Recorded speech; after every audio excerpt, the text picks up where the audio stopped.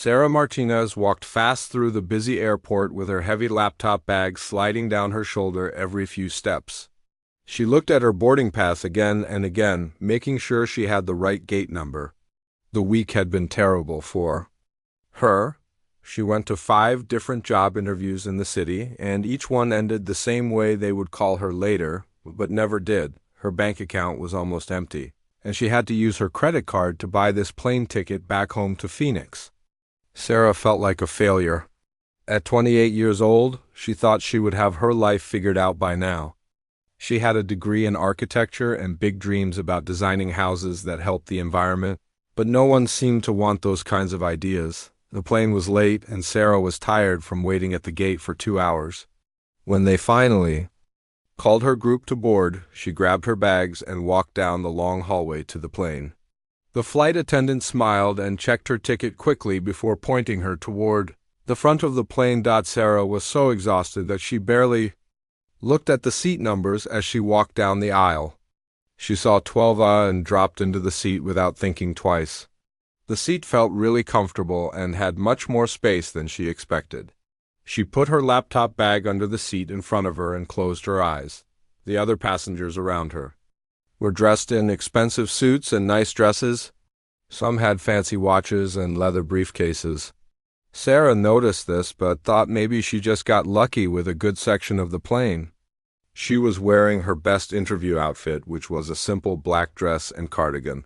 But next to these people, she felt underdressed. A man sat down in the seat next to her. Sarah opened her eyes slightly and saw he was probably in his early 40s with dark hair and glasses. He wore a perfectly pressed navy blue suit that looked like it cost more than Sarah made in a month when she had a job. He placed an expensive-looking tablet on his lap and started reading something that looked important. Sarah tried to sleep, but her mind kept thinking about the interviews. The first company said her ideas were too creative. The second one said she did not have enough experience. The third company seemed interested until they asked about her salary expectations, and she could see their faces change when she gave her number. The fourth interview was with a green building company that she really wanted to work for, but they said they needed someone with a different perspective. The last interview was the worst one. The manager looked at her portfolio for only 2 minutes before closing it and saying they decided to go with someone else. Sarah had spent 3 days preparing for that meeting, and the rejection felt like a punch to her stomach. 20 minutes after takeoff, a flight attendant with perfect hair and bright red lipstick walked over to Sarah. The woman had a polite smile, but her eyes looked worried. She leaned down and spoke quietly so other passengers could not hear. "Excuse me, miss, but I need to check your boarding pass," the flight attendant said in a sweet voice. Sarah felt confused but reached into her purse and handed over the small piece of paper. The flight attendant looked at it carefully and then looked at Sarah's seat number above her head. Her smile became tighter. "I'm sorry to bother you, but there seems to be a mistake," the woman said, still speaking softly. "Your ticket shows seat 18A in economy class, but you're sitting in 12A, which is in first class." Sarah's face turned bright red, and she felt her heart start beating faster. She looked around and realized why everything seemed so fancy. The seats were twice as wide as normal airplane seats and had small TVs in front of each one. There were only 2 seats on each side instead of 3, and the flight attendants were offering the passengers real glasses instead of plastic cups. "Oh no, I'm so sorry," Sarah said, feeling embarrassed. "I was not paying attention when I sat down." She started gathering her laptop bag and purse quickly, trying not to look at the other passengers who were probably staring at her. The man next to her looked up from his tablet and watched what was happening.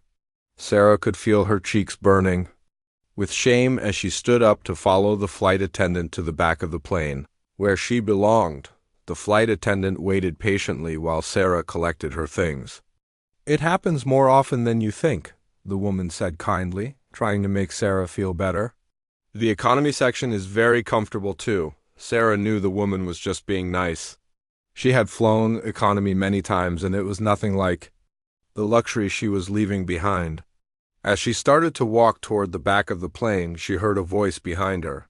"Excuse me," the man in seat 12B said. His voice was calm and confident. I would like to upgrade this passenger to first class. Both Sarah and the flight attendant stopped and turned around. The man was looking directly at them with a serious expression on his face.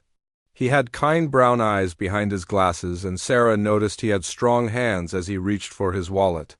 "Sir, that is very generous, but it is not necessary," the flight attendant said, looking surprised.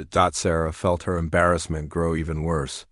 "Please, I cannot let you do that," she said quickly. "I will be fine in economy." I should have been more careful about where I was sitting. But the man was already pulling out a credit card and handing it to the flight attendant. "I insist," he said firmly but gently. "We all need a little kindness sometimes, especially when we are having a difficult day." Sarah stared at him in shock. How could he tell she was having a bad day? She thought she had been hiding her feelings well, but maybe her sadness was more obvious than she realized. She wanted to refuse his offer because she did not like taking charity from strangers, but the flight attendant was already walking away with his credit card. "This is too much," Sarah said as she sat back down in the comfortable seat. "You do not even know me." The man smiled for the first time since she had noticed him. It was a warm smile that made his whole face look different. "My name is David," he said, extending his hand for a handshake. "And sometimes the best conversations happen with people you do not know yet." Sarah shook his hand and felt some of her nervousness go away. "I am Sarah," she said. "Thank you for this, but I have to pay you back somehow." David shook his head and put his tablet away completely. "The only payment I want is for you to enjoy the flight and maybe tell me what brought you to the city this week. You look like someone who has been fighting some battles."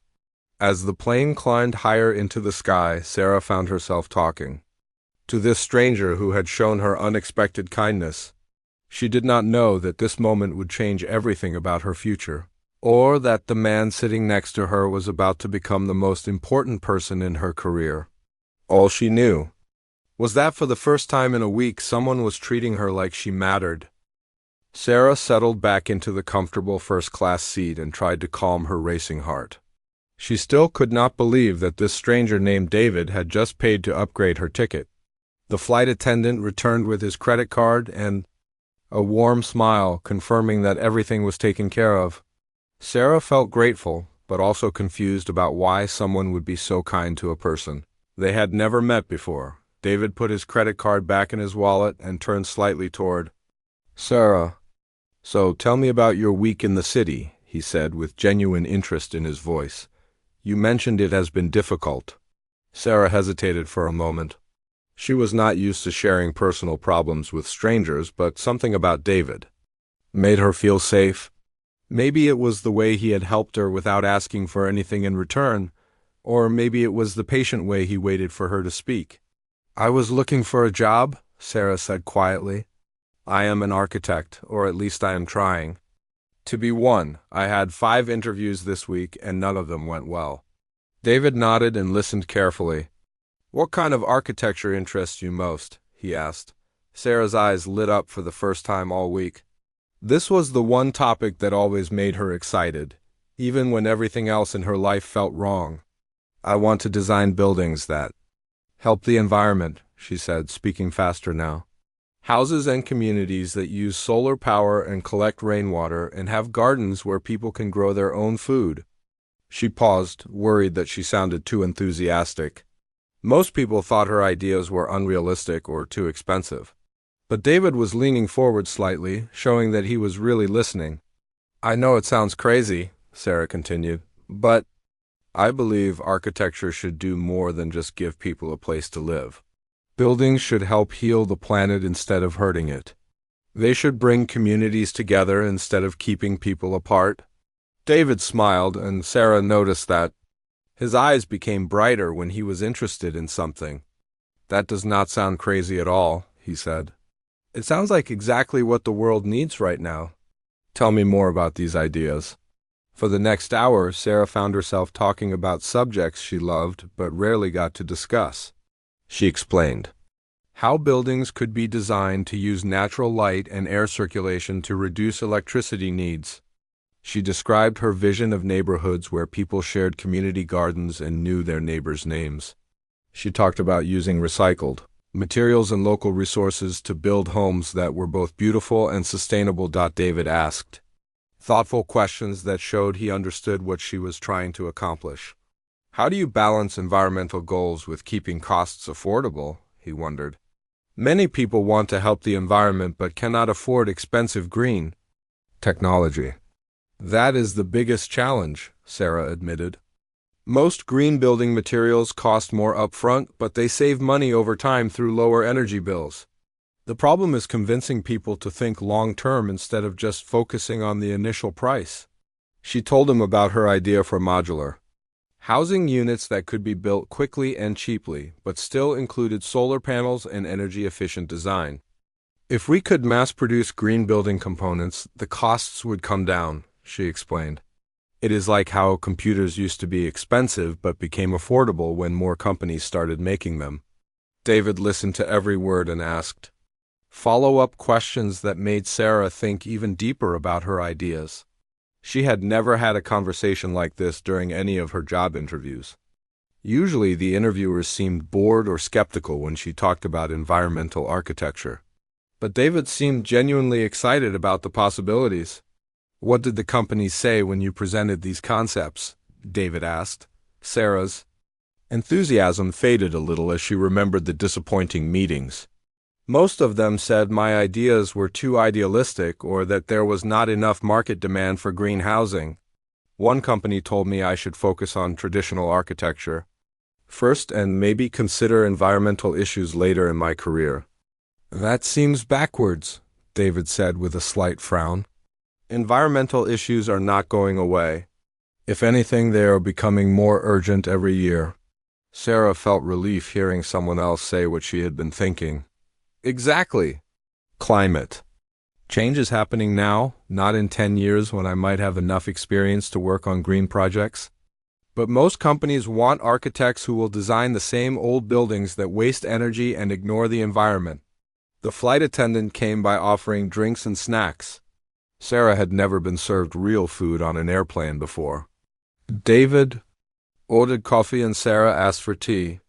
When the attendant brought their drinks in actual ceramic cups instead of plastic ones, Sarah felt like she was in a completely different world from the economy section. Can I ask you something, Sarah? Said after taking a sip of her tea. What do you do for work? You seem to know a lot about business and environmental issues.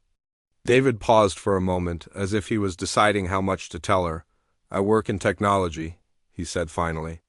My company develops solutions for environmental problems, mostly related to energy and sustainability. That sounds fascinating, Sarah said. Do you enjoy what you do?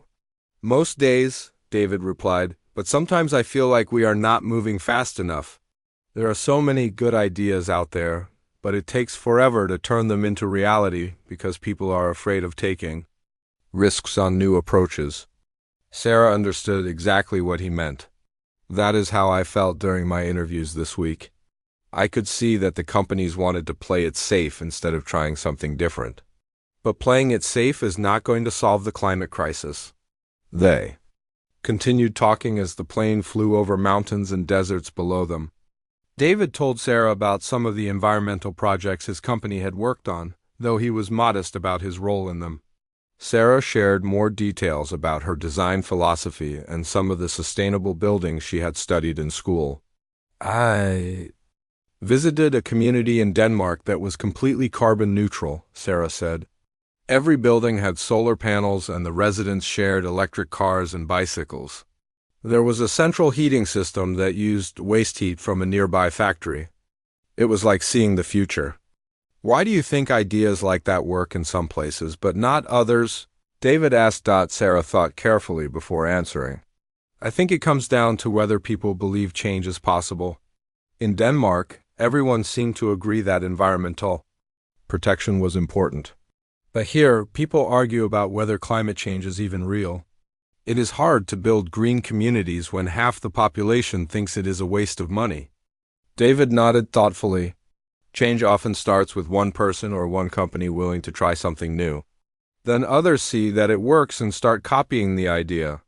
As they talked, Sarah noticed that David never mentioned specific companies or tried to impress her with his achievements.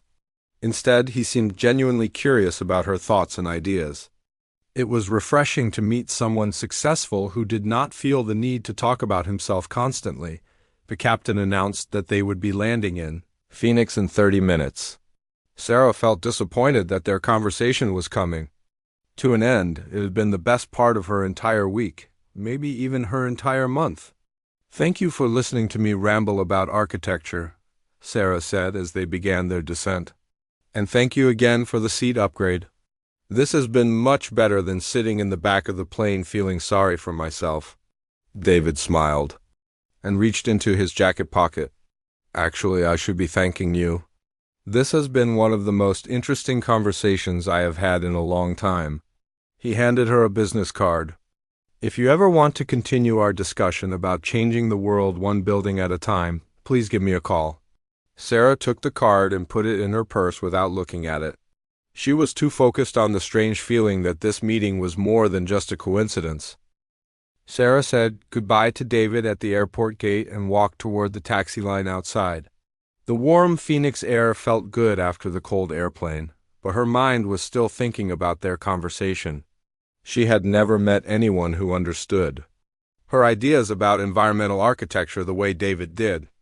Most people either thought her dreams were too expensive or completely unrealistic. The taxi driver was friendly and asked about her trip while they drove through the busy streets toward her apartment.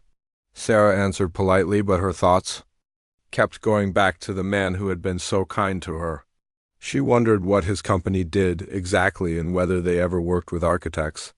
He had seemed genuinely interested in her ideas about sustainable building design. When the taxi stopped in front of her small apartment building, Sarah paid the driver and grabbed her bags.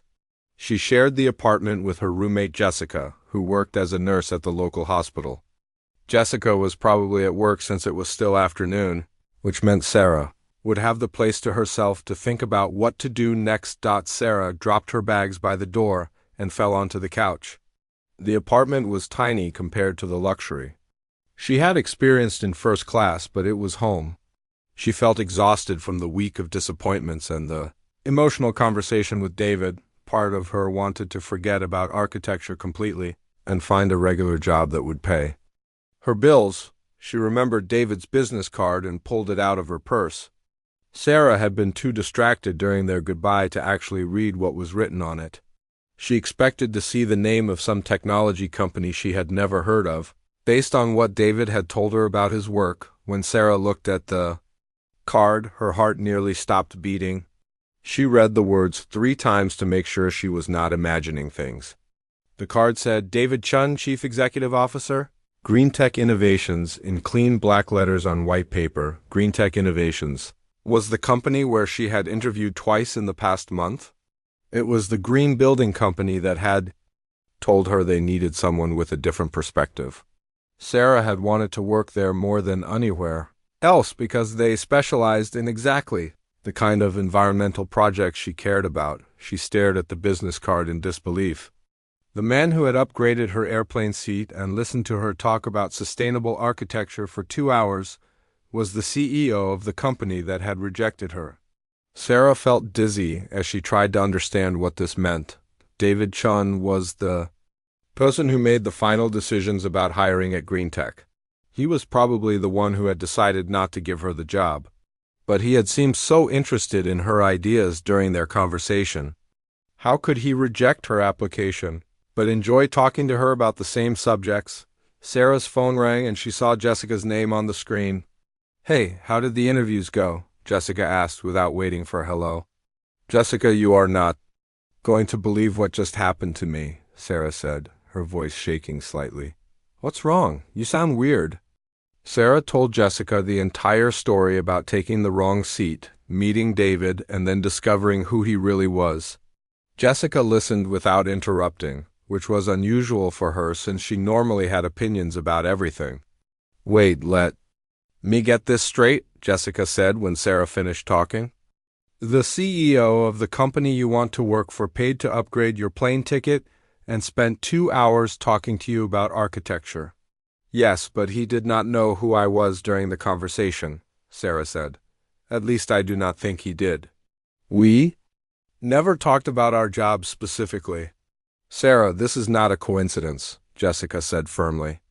CEOs do not just randomly upgrade strangers to first class. He must have recognized you from your interview. But why would he be nice to me if his company already decided not to hire me? Sarah asked. Jessica was quiet for a moment. Maybe the company made a mistake.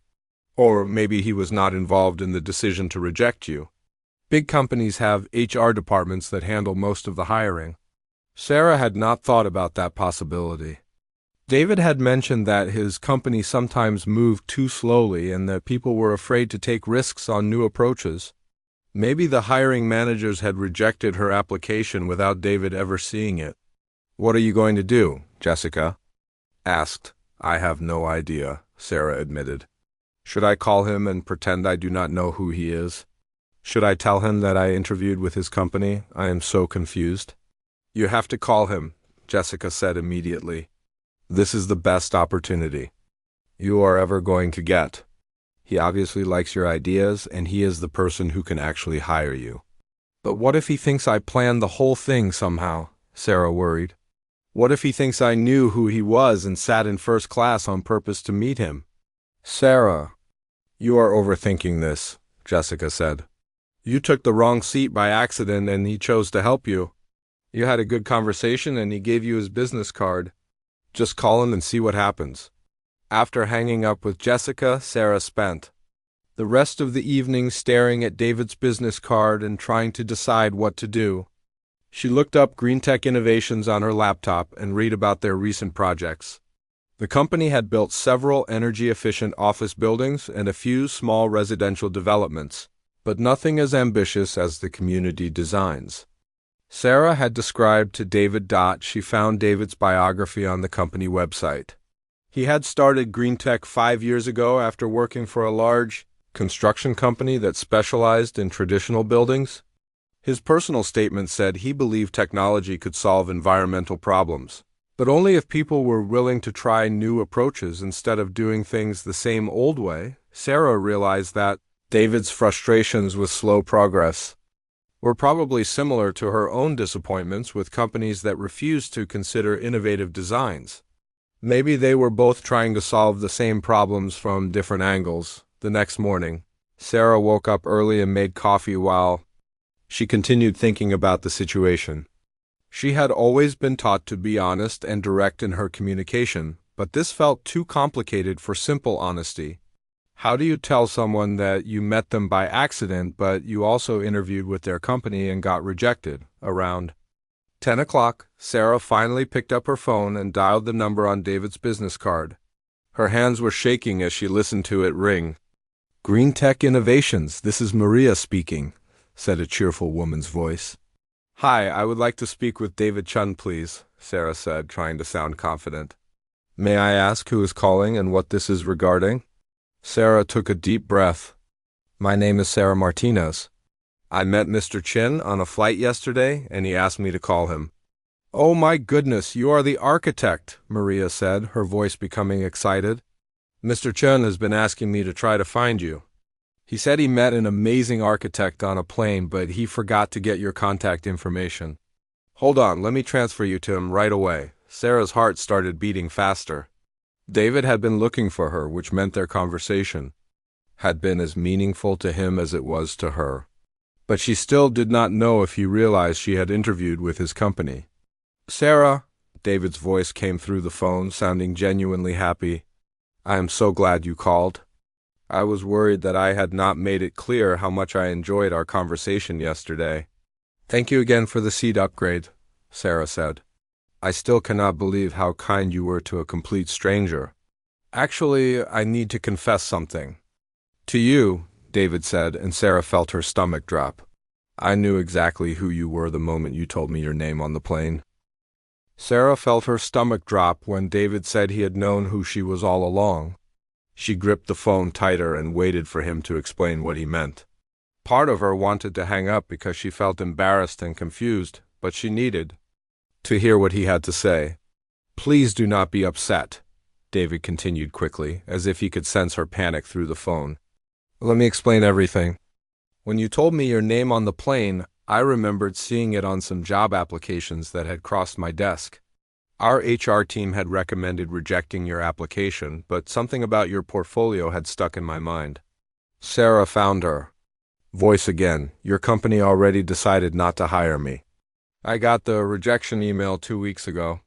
That is exactly why I wanted to talk to you, David said. Our HR department told me your ideas were too idealistic and that you did not have enough practical experience. But after listening to you talk about sustainable architecture yesterday, I realized they completely missed the point of what we are trying to accomplish. David paused for a moment, and Sarah could hear papers rustling in the background. Sarah, would you be willing to come to my office today? I want to show you something that I think will interest you. Sarah looked around her small apartment and thought about her empty bank account. She had nothing to lose by meeting with him, and maybe this was the opportunity she had been hoping for. Yes, I can come today. What time works for you? How about 11 o'clock? I will have Maria send you the address, though you probably remember it from your previous interviews. An hour later, Sarah stood in front of the Greentech Innovations building wearing her best professional outfit. The building was made of glass and steel with solar panels covering the roof. She had been here twice before for interviews, but this time felt completely different. Instead of being nervous about impressing strangers, she was excited to continue the conversation she had started with David on the plane. Maria, the receptionist, who had sounded so cheerful on the phone, greeted Sarah with a big smile. Mr. Chen is waiting for you in the conference room, she said. He has been looking forward to this meeting all morning. David met Sarah at the elevator and shook her hand warmly. He was wearing a dark gray suit today, but his friendly expression was exactly the same as it had been on the airplane. Thank you for coming so quickly, he said, as they walked down a hallway lined with pictures of green buildings. I have to admit, I am still confused about what happened yesterday, Sarah said honestly. Why did you help me on the plane if you already knew your company had rejected my application? David opened the door to a large conference room with windows that looked out over the city. Because I wanted to hear your ideas without the pressure of a formal job interview. I wanted to know who you really are and what you really believe in, not just what you think a potential employer wants to hear. The conference room table was covered with architectural drawings, photographs, and documents. Sarah could see building plans and site surveys spread across the entire surface. David gestured for her to sit down and then walked to the head of the table. For the past 2 years, Greentech has been trying to break into affordable housing development, David began. We want to build communities that are environmentally sustainable, but also financially accessible to middle-class families. Every proposal we have received feels like a compromise between our environmental goals and practical budget constraints. He picked up a folder from the table and handed it to Sarah. These are the designs our current team has come up with. They are technically sound and reasonably priced, but they do not inspire anyone. They look like every other housing development that gets built these days, just with some solar panels added on top. Sarah opened the folder and looked through the plans. David was right. The houses were basic and boring. They had efficient heating systems and energy-saving windows, but there was nothing creative or exciting about the designs. They looked like houses that were built to check boxes on an environmental checklist rather than places where people would actually want to live. What we need is someone who can think about housing as more than just individual buildings, David continued. We need someone who understands that sustainable communities require different approaches to design, not just better technology. Sarah looked up from the plans. What kind of different approaches? David smiled and walked over to a large whiteboard on the wall. That is exactly what I was hoping you would ask. Based on our conversation yesterday, I think you already know the answer. For the next hour, David explained Greentech's vision for their first major residential project. They had acquired 50 acres of land outside Phoenix that was perfect for a mixed-income housing community. The location had good access to public transportation and schools, but it was far enough from the city center to allow for innovative design approaches. We want to build homes for families with different income levels in the same neighborhood, David said, drawing diagrams on the whiteboard. But instead of making the affordable houses look cheaper than the expensive ones, we want all the homes to feel equally desirable. Sarah felt excited as she listened to David describe the project. It was exactly the kind of work she had always dreamed of doing.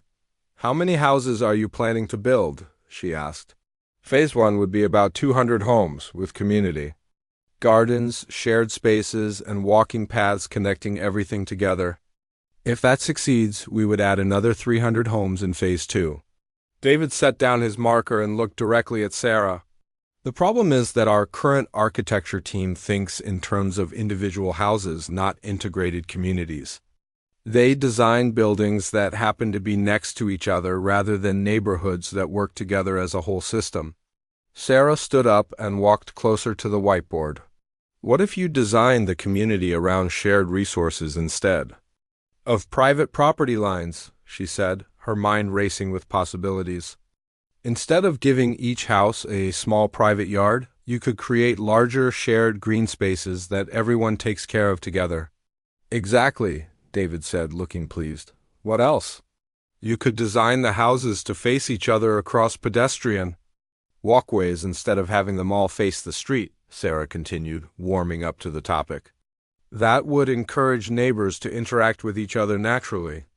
And you could include workshop spaces and meeting rooms that the whole community could use for different activities." David nodded enthusiastically. "Our current team would never think of ideas like that.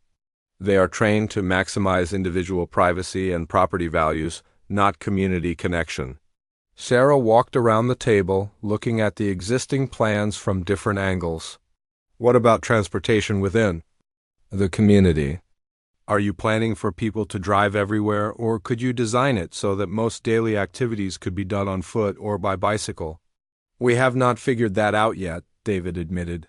"That is another area where we need fresh thinking." "You could create neighborhood clusters where each cluster has a small market, a cafe, and maybe a daycare center," Sarah suggested. "Then people would only need to drive when they want to go somewhere outside the community." David was quiet for a moment, studying Sarah's face. "Sarah, I'm going to be direct with you. I think you are exactly what this project needs. Your ideas about community-centered design are perfect for what we are trying to accomplish." Sarah felt her heart start beating faster. "Are you offering me a job?"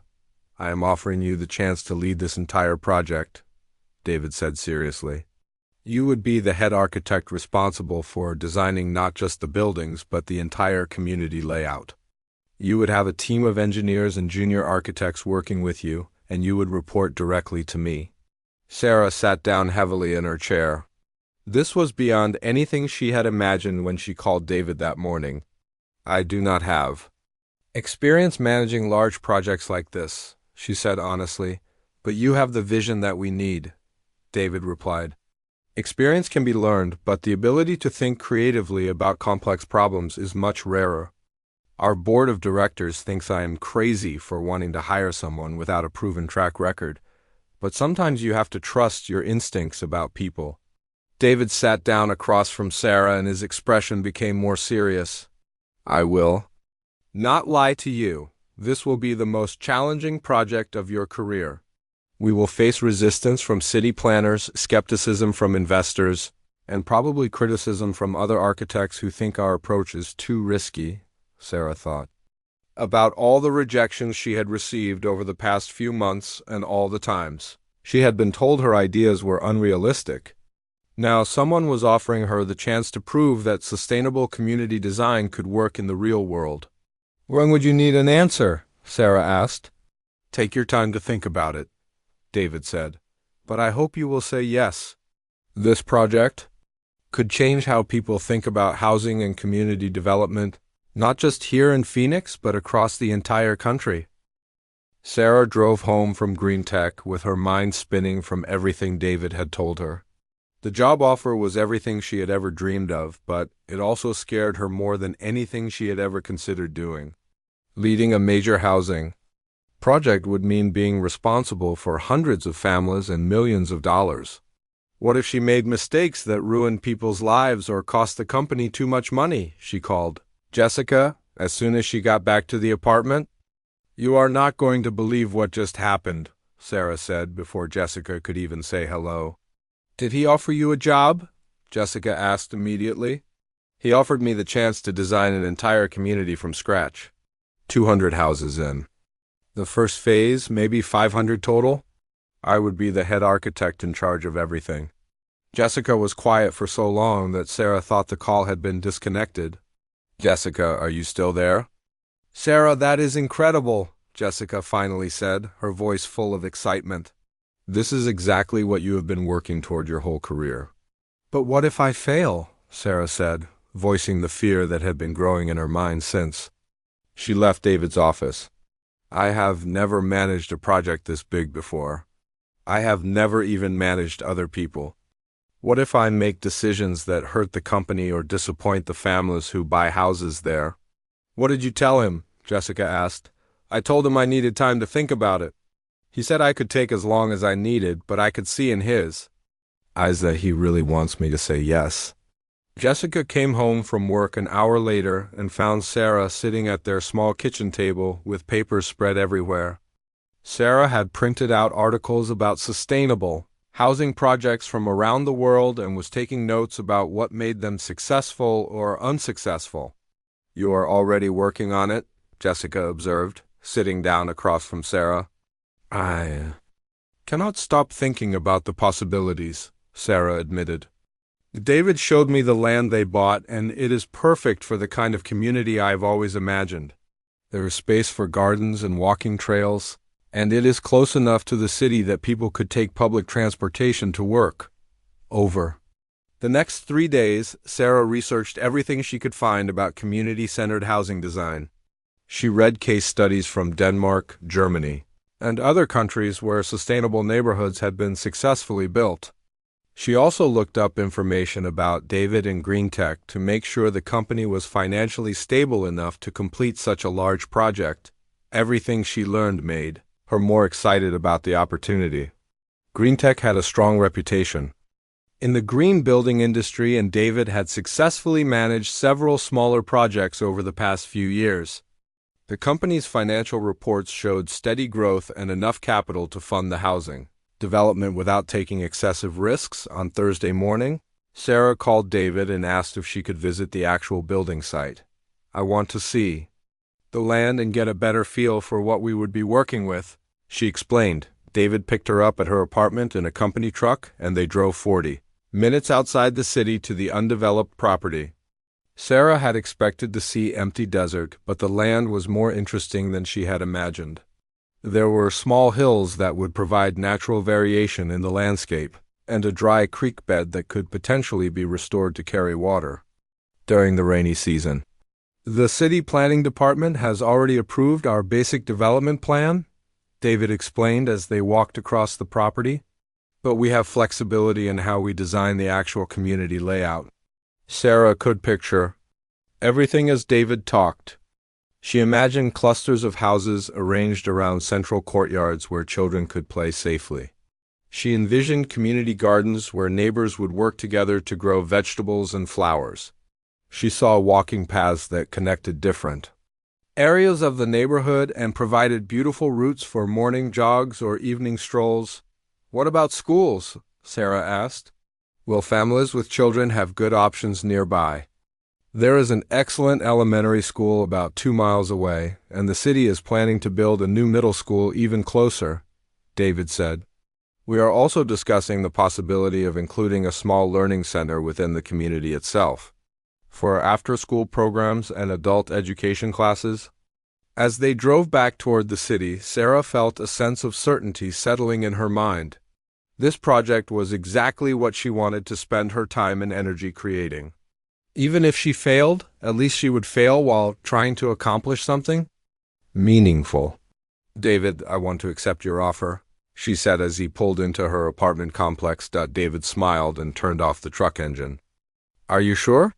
I do not want you to feel pressured to decide quickly. I am sure, Sarah said firmly. This is the opportunity I have been preparing for my entire career, even when I did not know it.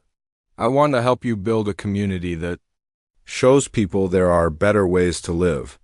David shook her hand and his expression became more serious. Sarah, I need you to understand something.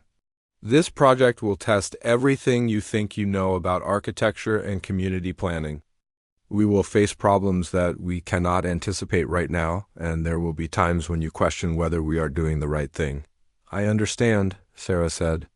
But I would rather try to create something amazing and struggle with the challenges than play it safe and build something ordinary.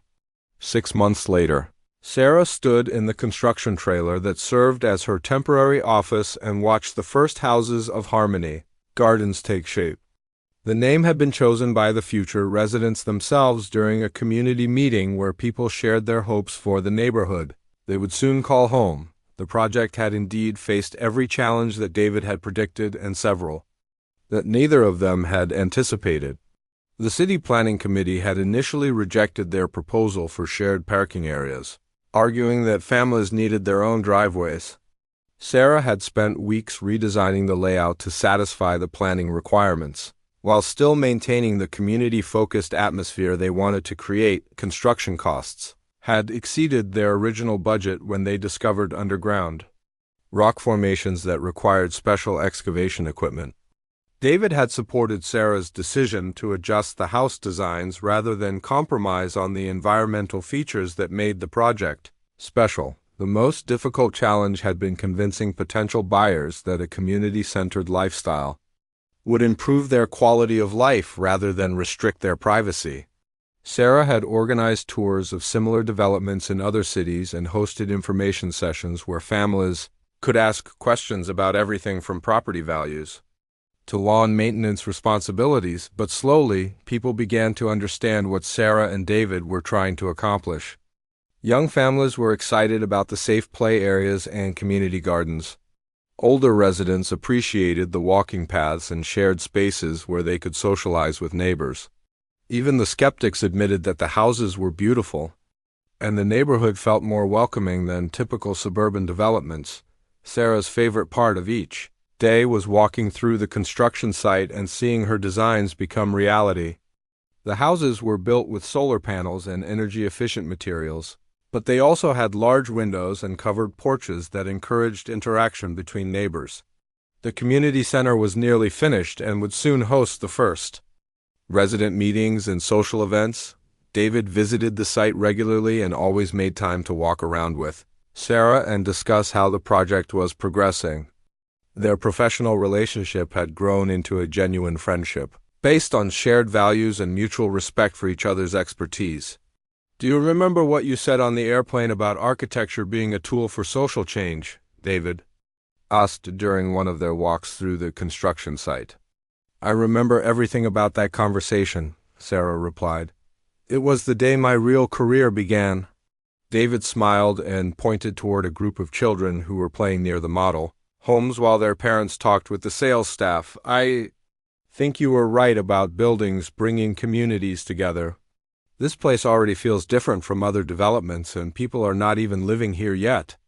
Sarah watched the children playing and felt proud of what she and her team had accomplished. Harmony Gardens was proof that sustainable design and community connection could work together to create neighborhoods where people actually wanted to live. More importantly, it was proof that taking risks on new ideas sometimes led to extraordinary results. That evening, Sarah sat in her apartment and looked at David's original business card, which she had kept in her desk drawer as a reminder of how much her life had changed. Sometimes the biggest opportunities came from the smallest accidents, like taking the wrong seat on an airplane and meeting someone who believed in your dreams.